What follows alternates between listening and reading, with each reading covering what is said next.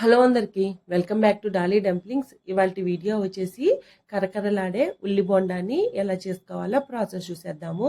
సాయంత్రం పూట మీకు ఏదైనా వేడివేడిగా తినాలనిపిస్తే తప్పకుండా ఈ ఉల్లి బొండాన్ని ట్రై చేసి చూడండి. టేస్ట్ కూడా చాలా బాగుంటుంది. అలాగే చాలా తక్కువ టైంలో చేసేసుకోవచ్చండి. ఇప్పుడు ఈ ఉల్లి బొండాల్ని ఎలా చేసుకోవాలో ప్రాసెస్ చూసేద్దాము.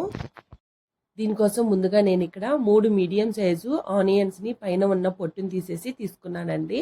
ఇప్పుడు ఈ ఆనియన్స్ని సన్నగా పొడవుగా కట్ చేసుకోవాలి. మరీ సన్నగా కట్ చేసుకోకూడదండి. కాస్త నేను ఇక్కడ వీడియో క్లిప్లో చూపించే విధంగా ఈ విధంగా మందంగా ఉండేలాగా ఆనియన్స్ని కట్ చేసుకోవాలి. అన్ని ఆనియన్స్ని ఈ విధంగా కట్ చేసుకున్న తర్వాత ఇప్పుడు ఒక మిక్సింగ్ బౌల్ని తీసుకొని ఈ ఆనియన్స్ అన్నిటిని ఆ మిక్సింగ్ బౌల్లోకి వేసుకోవాలి.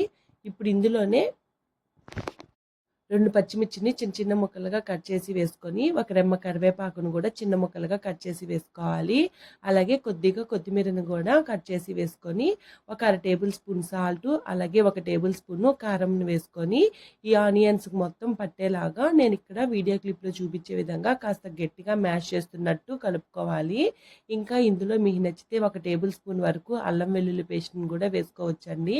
నేనైతే వేయట్లేదు. ఇలా కలుపుకున్న తర్వాత ఇప్పుడు ఇందులో 1 కప్పు శనగపిండిని వేసుకోవాలి. అలాగే మీరు ఏ కప్పుతో అయితే శనగపిండిని తీసుకుంటారో ఆ కప్పుతో 1/2 కప్పు బియ్యం పిండిని వేసుకోవాలి. బియ్యం పిండిని వేసుకోవడం వల్ల బోండాలు అనేది బాగా క్రిస్పీగా వస్తాయండి. ఇందులోనే 1/4 టేబుల్ స్పూన్ వంట సోడాని వేసుకోవాలి.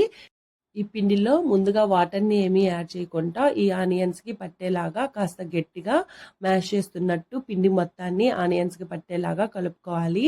చూడండి, నేను ఇక్కడ వీడియో క్లిప్లో చూపించే విధంగా కలుపుకోవాలి.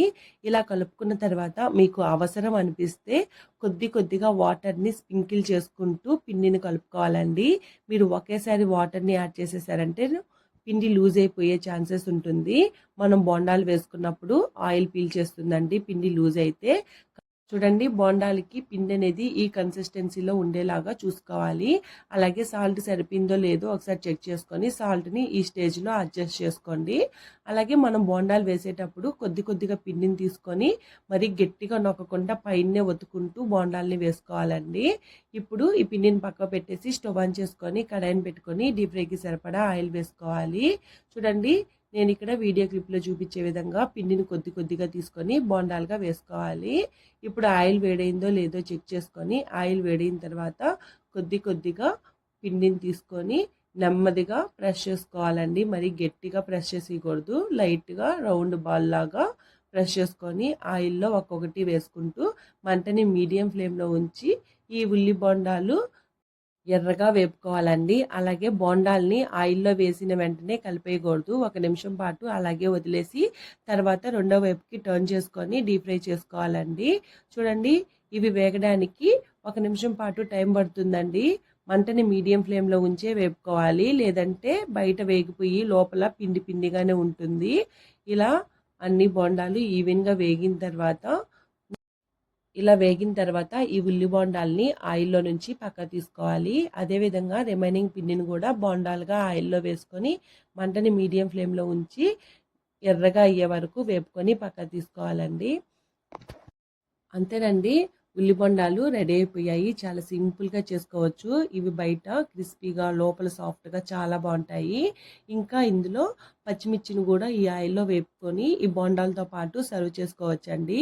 ఇంకా ఈ బోండాల్ని టమాటో కెచప్తో సర్వ్ చేసుకున్నా చాలా బాగుంటాయి. చూశారు కదా, ఉల్లి బొండాల్ని సింపుల్గా ఎలా చేసుకోవాలో ప్రాసెస్ ఏందో.